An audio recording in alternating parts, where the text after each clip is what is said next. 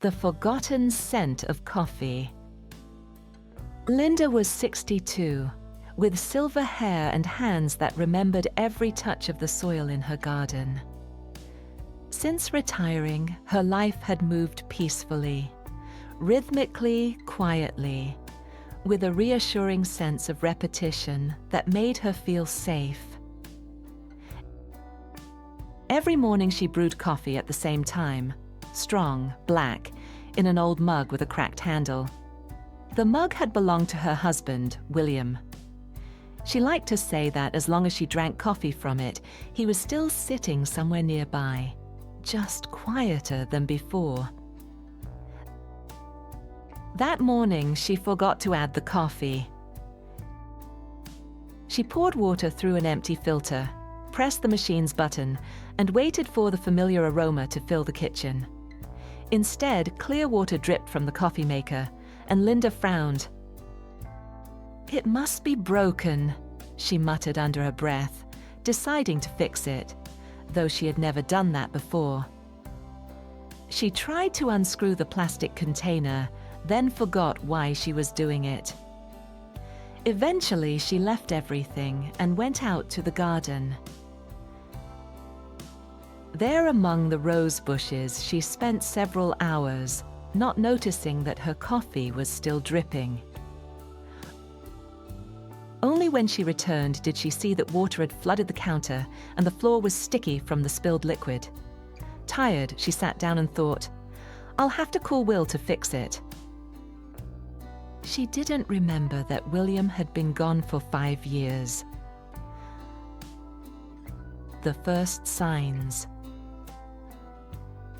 Linda's daughter, Rose, began to suspect something.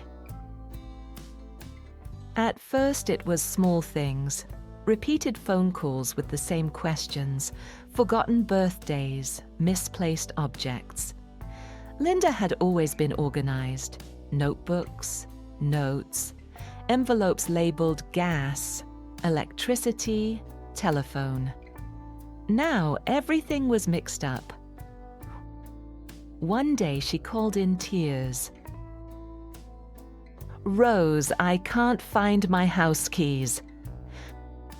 An hour later, she found them in the refrigerator, next to a jar of jam. They both laughed, nervously, with relief. But for Rose, there was something unsettling in that laughter. She started visiting her mother more often. Each time something was off. Undercooked meals, the gas left on though nothing was cooking, unpaid bills even though money lay on the table.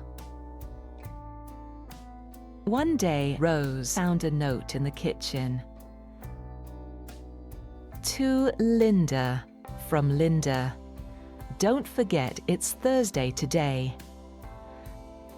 It lay beside a cup and spoon, as if part of breakfast.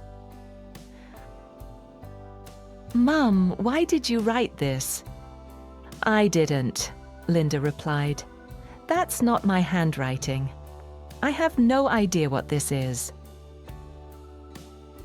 Rose said nothing.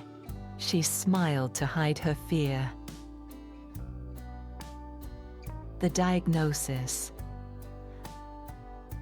The doctor saw them in a quiet white room that smelled of disinfectant. He asked Linda a series of questions. "What's your name? What year is it? Please draw a clock."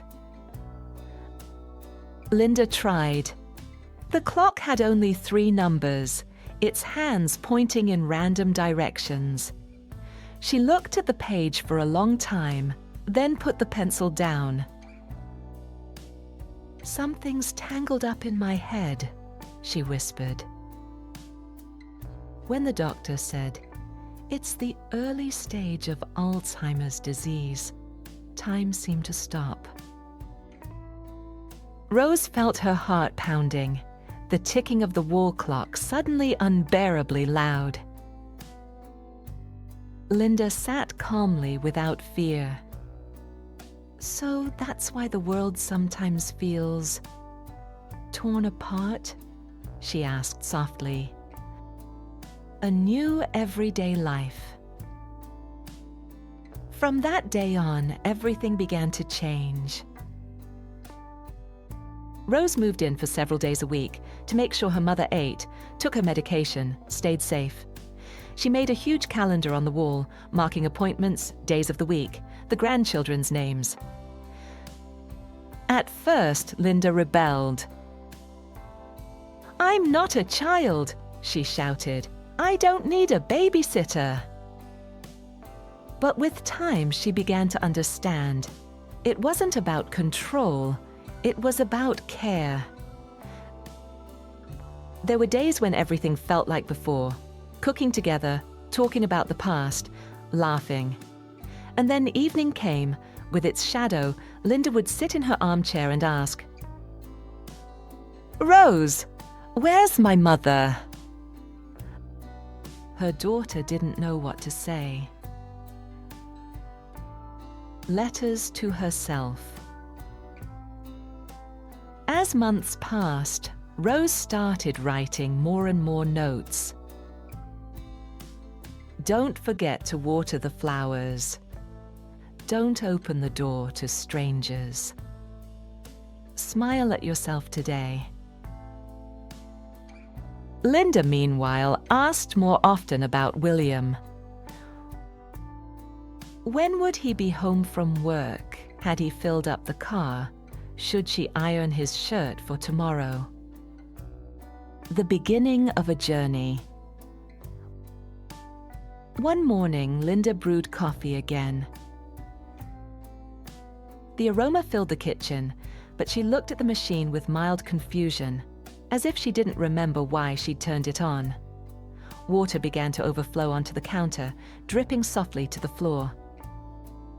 Linda took the mug with the cracked handle, held it to her chest, and whispered, "Someone used to love this mug very much. I just don't remember who." Rose walked into the kitchen at that moment. Without a word, she turned off the coffee maker, reached for a cloth, then for her mother's hand. "I love that mug, Mom," she said gently. Linda smiled and squeezed her hand in return. For a fleeting moment, shorter than a blink, she looked at her daughter the way she used to, her eyes full of warmth and gratitude.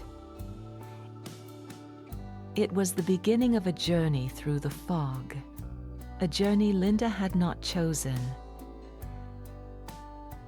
The illness was slowly taking her memories, the smallest and the most precious ones. But it could not take away the love that endured, despite everything. Reflection. Today, Rose says that the forgotten coffee was the first sign. At the time, it seemed trivial, mere absent-mindedness. Now she knows it was the beginning of something far more serious. Because Alzheimer's doesn't come suddenly. It creeps in quietly, in forgotten dates, repeated questions, moments when someone stands in the doorway of their own home and no longer remembers where they were going. If you see someone close to you starting to forget, in a way that worries you, don't wait. Talk to them, write things down, take them to a doctor. Early diagnosis won't stop time, but it can help you prepare, to give both the patient and yourself more understanding, peace, and tenderness. Because every story, even one about the forgotten scent of coffee, doesn't have to be an ending. It can be the beginning of care, love, and memory that endures, even when everything else fades away. Do you think enough people understand what Alzheimer's really looks like in everyday life? Don't forget to share your thoughts in the comments and leave a like if this story moved you. If this story touched your heart, and you'd like to try something that may help support daily memory and attention functions, we invite you to explore an app designed for people living with Alzheimer's and dementia, available on iOS and Android. Links are in the description below. It's a gentle brain training game created especially for those affected by dementia or Alzheimer's disease, particularly in the early stages. Its goals are to stimulate memory, exercise logical thinking, introduce a calm daily routine of mental activity, and provide a meaningful and relaxing moment of fun, even together with loved ones. Click the link in the description to download and try it yourself. Even just a few minutes a day can be a small but valuable step toward caring for your mind's well-being. Disclaimer: this channel does not provide medical advice or diagnosis. If you or someone you love is concerned about their health or behavior, please contact a doctor or healthcare professional. Thank you for listening, and we'll see you in the next story.